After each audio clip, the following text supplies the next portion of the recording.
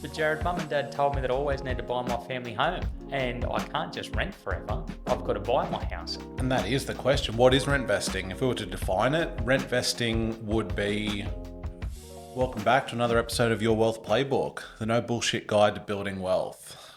This is another weekly episode today where we talk about a pretty hot topic, Kerrod, rent vesting versus buying to live, and what's the smartest move.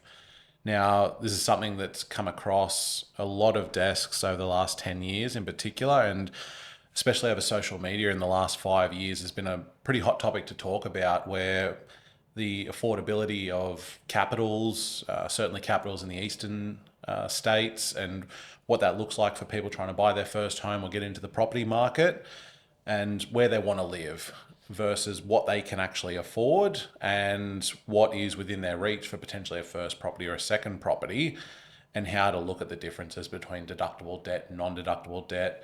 How do they build wealth? So today we're going to be talking about what this looks like, the pros and cons for both sides, and going from there. Episode 7, should you buy or should you rent? In today's market, it is very topical because of the way house prices are and where interest rates are. When interest rates are so high like they are, it may be beneficial, and it could be, not saying that it is, that it's easier to rent where you want to live and go and buy an investment property and look to build wealth, get into the property ladder that way. So I know it's been around a lot. We're going to dive into some of the details, and it's been a big decision for many Aussies, in the current life cycle that they're in when they're looking to get into the property ladder, because it's so hard these days, not trying to sugarcoat it. House prices have run since COVID in most cities, states. I know that there's markets within markets, and we talk about that all the time. But as an overview, house prices continue to go up. There is more people wanting houses, more people coming into Australia than what's being built at the moment. And we're talking around that with, in our little weekly episodes with the election. But should you rent or should you buy? And we'll dive into some of the details about what rent vesting is, Jared. And that is the question. What is rent vesting? If we were to define it, rent vesting would be buying a property where you can afford it and investing in the property market where you're able to, while renting and living a lifestyle that is in line with what you need and what you have to be able to do when it comes to work, family, and things like that. Because having a property and living in that property, depending on where it is, how affordable it is, and trading off, entering the property market at a later time where it may be more affordable where you live versus getting into the market now and continuing to rent where you live, are two very different things for the average Australian, especially the first home buyer or somebody trying to get onto the property ladder. So a good example of this would be somebody that's grown up, in the eastern suburbs of Sydney. They've got work, they've got family there, but the ability to get into the property market for that price range is just unachievable. So they may then look at continuing to rent, share a property with 2 or 3 other people, and pay a very, very small rent in comparison to what the property itself is worth and what the yield is worth, and look at investing in somewhere like regional New South Wales, Brisbane, Melbourne, where they can get in for a much less purchase price, less stamp duty, less holding costs, and buy something with a more attractive yield, and watch their wealth grow within that, while they've still got the ability to live and maintain the lifestyle around work and around family where they currently are. But Jared, mum and dad told me that I always need to buy my family home, and I can't just rent forever. I've got to buy my house, and I don't want some landlord jacking up my rent, and I don't want, I can't have the ability to paint the walls, or I can't have a dog or a cat. Yes, that is one of the downsides of renting. But when we're looking at rent vesting, it's basically come into practical terms for most Aussies, and you mentioned it on the eastern seaboard. It was, particularly for Sydney siders because of the house prices in Sydney. But that is starting to trickle down into Wollongong and starting to trickle down even in Newcastle now. If you're trying to buy a house near the coast, Merewether, some of the affluent suburbs in Newcastle, it is quite expensive. And if you've got a home mortgage on $2 million, the monthly repayments on that versus if you're renting the same property, I've seen some of the stats, and For a $2 million mortgage, don't quote me on these figures, but it'd be around the $12,000 to $15,000 per month. If you were to rent that same property, it's probably going to cost you around, it might cost you $5,000 or $6,000 per month. So significant difference there in renting where you want to live and then investing where you can afford to invest. So happening all up and down the eastern seaboard now, and you mightn't be able to save a deposit, whether it be 5%, 10%, 20% for a $2 million house, because that goes from $100,000 all the way up to $400,000. You can buy a house for $400,000 for the same deposit that you can have in Merewether. You can go and buy a lovely house in regional New South Wales, as we know, cracking yield, and continue to hold that property and have your investments working away for you while you live in the lifestyle that you want to live.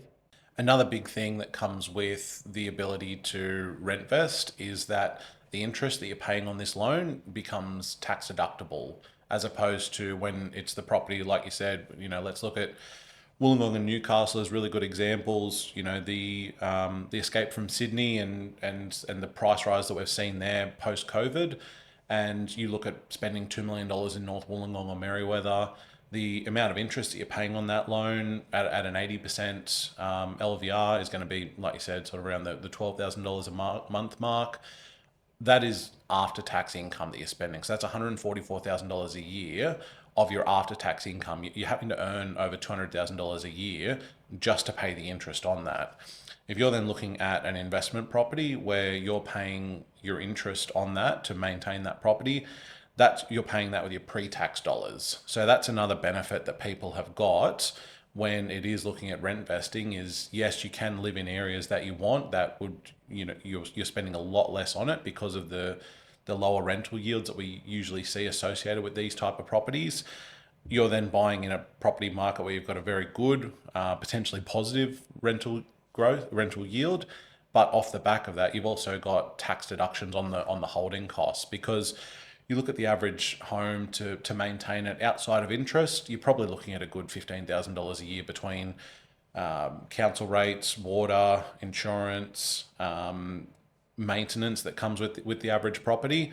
All of these things with an investment property will come out of your pre-tax dollars. So that's another benefit that people have got with that. Kerrod, what are some benefits that come with owning the first family home though? There's plenty of benefits. One is that the wife isn't so nagging anymore. But I just wanted to retouch on that. You may have seen evidence-based training, or Adam Sullivan, I think his name is. He bought his dream home, $13 million on the Gold Coast. He owned that place for 7 months and has just recently sold it. The reason why he did is because he had a large mortgage on that $10 million that he was repaying. I think his monthly repayments are about $55,000 that I had seen per month. For him to be able to pay that in after-tax dollars, he has to earn $110,000 per month just for his home payments for the next 30 years of his life.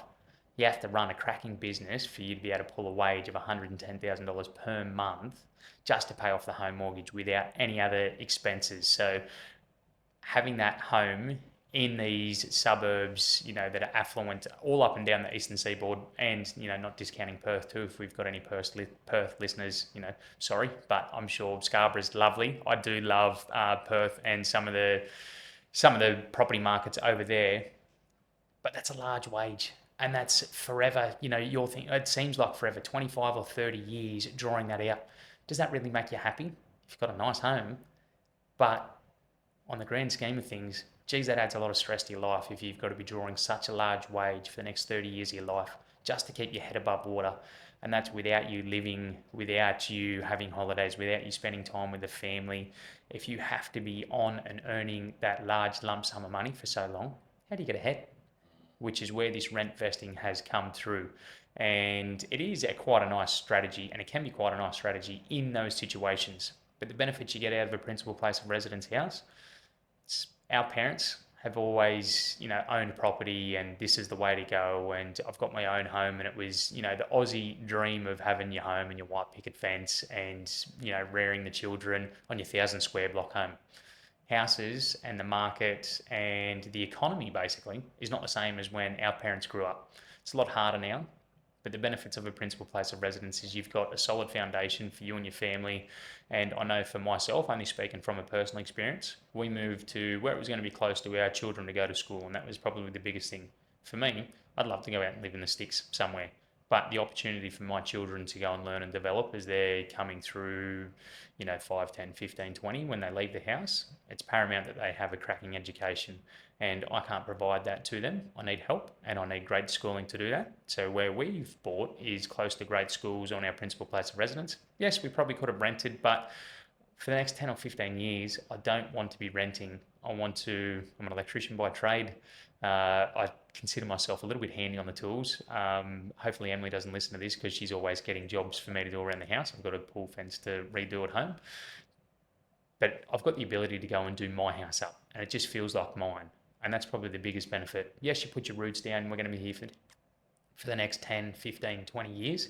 You put your roots down, you do the house up the way that you like to do it, and you live the family life that you would like to live. And it's important to have some stability, especially when you have children. But other than that, I foresee once the kids are out of the house, that's not where I'm going to be spending my days. So a lot of emotional security and stability for the family. Something else that comes with a principal place of residence is a capital gains tax exemption on the growth you experience within that property. So we talk about staying in the family home for 10, 15, 20 years. You would imagine over that period of time, you're going to experience quite a bit of growth within that property. So having a principal place of residence that you own, you're owner occupied, has the ability to be exempt of any capital gain. So if you buy this property in 2020 for $800,000 and you're selling it 20 years later for $2.5 million, usually if that was an investment, you'd be paying 50% of the gain that you make in capital gains. It'd be added to your income tax for that year. So if it is your principal place of residence, that's obviously exempt, which is huge and very beneficial for people. And that's where it's important that we point out the pros and cons of both of these strategies, because there's not one size fits all for a property investor or a family looking for their first home. It's important that we point out what the benefits of both sides of these sort of strategies are, and that yes, it isn't tax deductible, but depending on the areas that you're in and how much you're spending on that property at this point in time, if it does fit your current budget, that the exemption within the capital gains tax could be very, very beneficial in the long term. That's the trade-off, right? Yeah. You get the tax deductions along the way for your investment property, but when you sell it, basically got to give that back in the capital gains tax that you pay. Your principal place of residence, you pay for that in after-tax dollars, but when you sell it, you get to keep all of that financial gain. So a lot of people don't think as the family home is a financial asset, and it probably shouldn't be thought about that way. But if we can knock out that debt as soon as possible, we get to do some lovely things around some gearing strategies, and we can go into that when you can go and then get an investment property, or you can go and get a share portfolio when you can utilize the home as the sounding board, or basically not the sounding board, but basically is the home reference that you can go and borrow against because you've got that asset that's paid off or hopefully paid off. You use that equity to go and build your wealth outside of that. Absolutely. Now, some lifestyle and strategic considerations to have a look at when you are considering, do I buy my family home? Do I rentvest? Now, flexibility when it comes to this. If you're looking at buying a family home and you only potentially see yourself there for a couple of years, the entry and exit costs that are associated with buying and selling property are enormous. Stamp duty implications on a purchase, as well as a real estate agent on the selling side, if it is going to be short term. Rentvesting would potentially suit someone like that because you have the ability to do a lease for 2 or 3 years. There's no entry or exit costs, and buying a strategic property that you're going to hold for 20 or 30 years in an investment location that you think is fit for good current yield, potentially a positively geared property that you can pick up in the sticks, and some good capital growth of the long term, you're then minimizing those costs over that period of time because of the fact that you've got 30 years to hold it. You're only paying stamp duty up front. You're only paying a real estate agent at the end. I get this scenario all the time with clients of mine, and we delve into it. They might be moving away for work, and a specific client experience that I can think of is the clients were going to move down to Geelong in 12 months' time. The contract's there for 3 years. Geelong's not the place that they want to live long term. They want to go back home. and we've gone through them, and they've always thought about, well, if we're going down to Geelong, I don't want to pay off someone else's mortgage. It's the old adage and the psychology around, I'd rather pay off my own mortgage. But you quite rightly touched on it, Jared. You go in and buy, there's stamp duty on the way in. You've got potentially lender's mortgage insurance. You've got a whole heap of costs going in. Then when you sell it, you're going to have to pay an agent to sell it for you for 1.5 to 2.5%. Then there's any capital gains tax, or not if it's your principal place of residence. But you've got all of these selling costs, and is property really the right asset to hold for 3 years going in and going out? Listen, if you can time the market in a 3 year period, all well and good to you. But a long-term investment should never be held with the idea that we're going to sell it in 3 months, or bought with the idea that we're going to sell it within 3 years. Sorry, it's a long-term decision. So going in and doing that, no, I don't think it's the right avenue. And it's always talking around through with clients that if you're going away for work, should you buy in that area? Well, do you want to live there long term? If you don't, chances are that not many other people want to either. So the investability of that area, especially if it is like a mining town, or an area that it doesn't have great livability from a family perspective, chances are it's not going to be a cracking investment either. And there's going to be better opportunities out there for you that you can put your money to. And as soon as we get over that old adage of thinking, I don't want to pay off someone else's mortgage, I'd rather pay off my own, you can still do that. But if you have a little mentality shift around, I'm still building wealth, I'm still paying off my mortgage over here, or someone else is going to help me pay off this mortgage because it's an investment property sitting over, where instead of tacking that after tax salary, is it the right investment for a 3 year period while I've got that contract there? It's probably not going to be the best option for you. Look, a good example of a strategy where potentially buying the family home while a tenanture or a contract is in place for a good job in an area that you do see fit for a long-term investment would be good. Would be something like, this client that he's talking about that lives in Geelong. If they move down there and they want to buy a family home to be in for a period of time, but say after that 3 years, they see a really good investment potential there, that could still pay dividends for them in the long term because they've got the security of what they want for that 3 years. But at the point that they do then move out, that loan would then become tax deductible. They can then go and rent somewhere else, and they still maintain their 6 year capital gains exemption on that property while they're renting another one. So you can only have that principal place of residence exemption for one property at a time. But if they then see that, hey, part of our strategy might be a 10-year plan here, we're going to get into this property now, we're going to live for 3 or 4 years, it's our principal place of residence, we love where we live, but at the end of it, we're going to move out, we're going to rent where the next contract starts, and we're going to rent it out for a period of 5.5 years and then sell it. You get your cake and you eat it too then. You've got the ability to have all of your holding costs as tax deductible, and then you've got the ability to sell it at the end with a capital gains exemption as well. So that's where planning and working out, what do your short-term plans look like, but what do your long-term plans look like here? Do you see that you want to be in a property that you own, but not making an emotional decision, making a good financial decision on what that looks like long-term? Horses for courses, basically. Everybody's circumstances and situations are different. If it's only a 3 year contract and then you're going back to your family home back here in Newcastle, well, it might be different. But the 6 year rule, Jared, just give me a 10-second high level overview around the 6 year rule capital gains tax exemption. Yep, so 6 year capital gains exemption is when you've got a principal place of residence that you then turn into an investment property. If you're then renting a property or you have no other principal place of residence at that period of time that you own, that property that you have, you can claim as your principal place of residence for a period of up to 6 years with the ATO. That is phenomenal because there can be some quite large growth in a 6 year period on what is an investment property, but you get to claim it as a tax-free period. Especially with people like this that, potentially are going around, and have to travel a bit with work or have different opportunities pop up or are traveling, because of kids' commitments. Things like that can be very, very handy so that they're not exiting the market. They don't feel obliged that they need to sell while it is their family home, so they maintain their capital gains exemption and can pocket it without paying any income tax. Yeah, it can be a very, very good strategy. Lovely. Now, this isn't a knock on Geelong because I've actually got an investment property in Geelong. So I think it's not too bad an area. This isn't personal advice. This is just general advice only because there is some great large universities down there. And there's, Bells Beach is pretty close by. The Surf Coast is down there. So it's quite a nice little area. But it's, as I mentioned, it's horses for courses. Everybody's circumstances and situations are different, and it's important to factor in the long-term planning for what we want to do. And we mentioned it in our weekly episodes. Compounding wealth is a long game.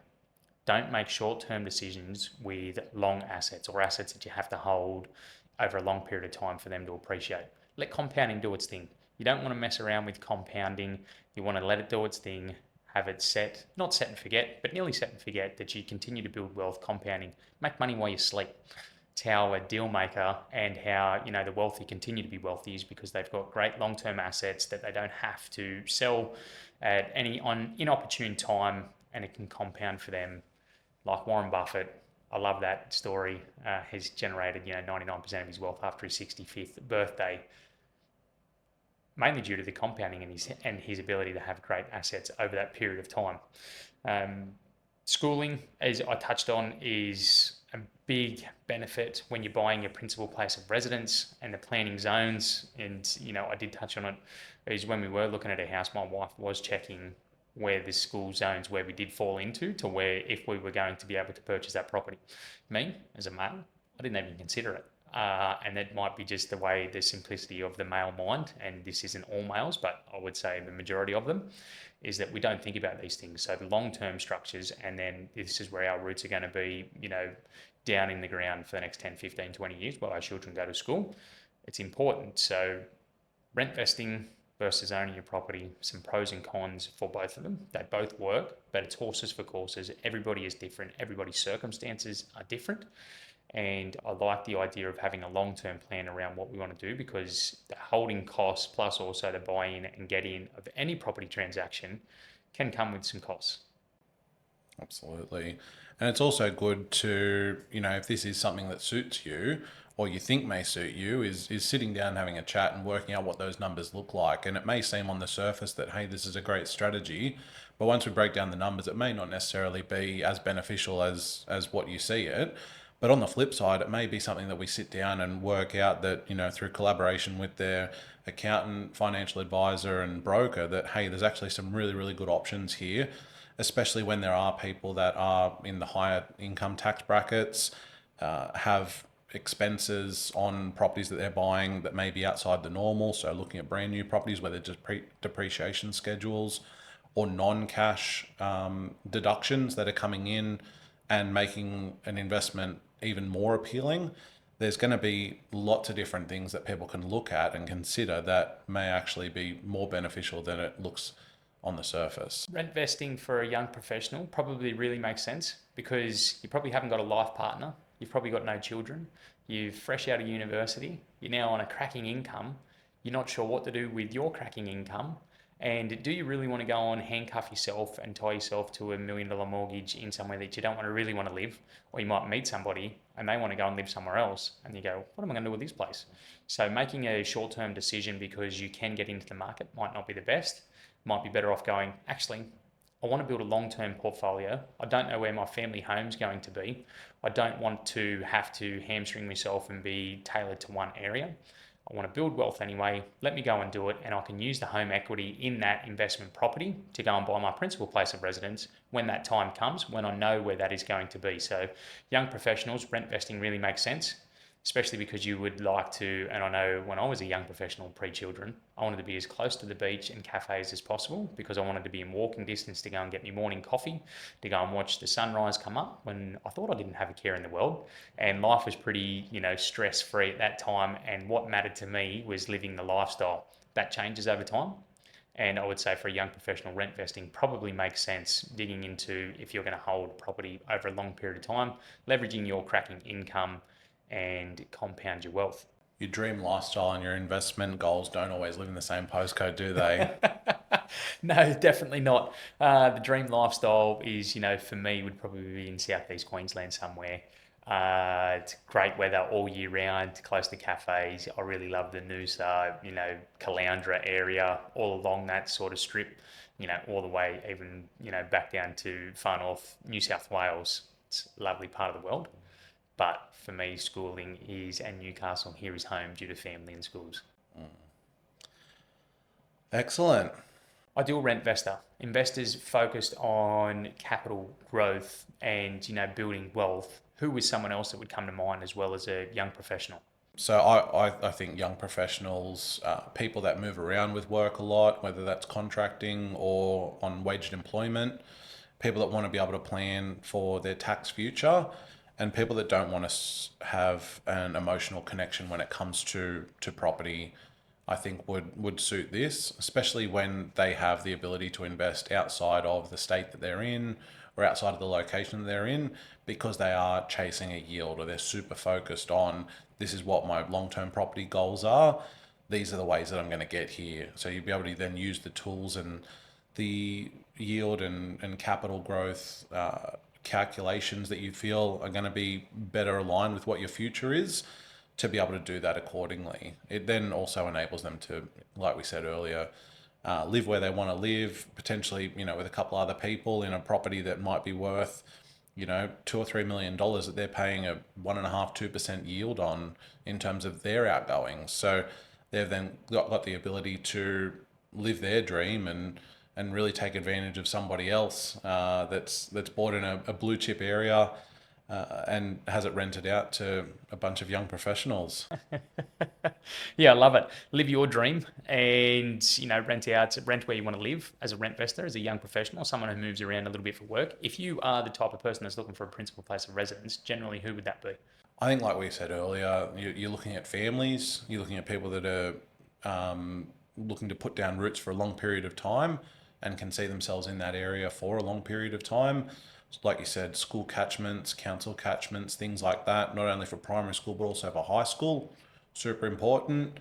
It might also be areas that you've potentially grown up with and you've got, lots of friends around, and you just don't see yourself leaving that area for a long period of time. And if you've got the ability to still then buy in that area, maintain your current lifestyle without too many impacts, then I think that's also, a really good way to invest in property, and then also utilize the equity that you've got within that to then buy investments accordingly after. Because it doesn't just mean that you've got to do this one way or the other. There's, you can go in and start off as a rent investor and then buy your principal place of residence after it, because as long as you do maintain that property and keep some time in the market, you're going to see equity growth, you're going to see cash flow growth. Eventually, as even if it's a negatively geared property to start with, eventually at some point with market movement, income increases, and the loan being amortized down or refinancing, it's eventually going to be a positively geared property, whether that's in 2 or 3 years or 10 years. So it doesn't necessarily mean that you're only ever going to be able to rent the owner occupied property either. As your life changes, meet someone, have children, that's potentially going to be the point that you then do jump into the owner occupied property. Positively geared properties sounds nice to me. If you can have your liabilities and or expenses paid for from assets that you hold, that's the Goldilocks scenario. And that may be how rent vesting gets you there if you're a young professional. But if you've got the family ties and you want to build a life for yourself in one particular spot, then a principal place of residence may be better off to you. All things rent vesting for episode 7. Jared, if someone wants to come and reach out to and see if that rent vesting may be applicable to them, you're a great resource helping work out their borrowing capacity and if it's going to be suitable for them. I would definitely reach out to Jared and to get those numbers marked off. But there's no one size fits all. Work out what aligns for you and your family and what's going to be best for you, not only in the short term but the long term, because we're really big on looking long but playing short at Your Wealth Playbook. Absolutely. Thank you everyone for tuning in again, and have a great rest of the week. We look forward to you tuning in next week.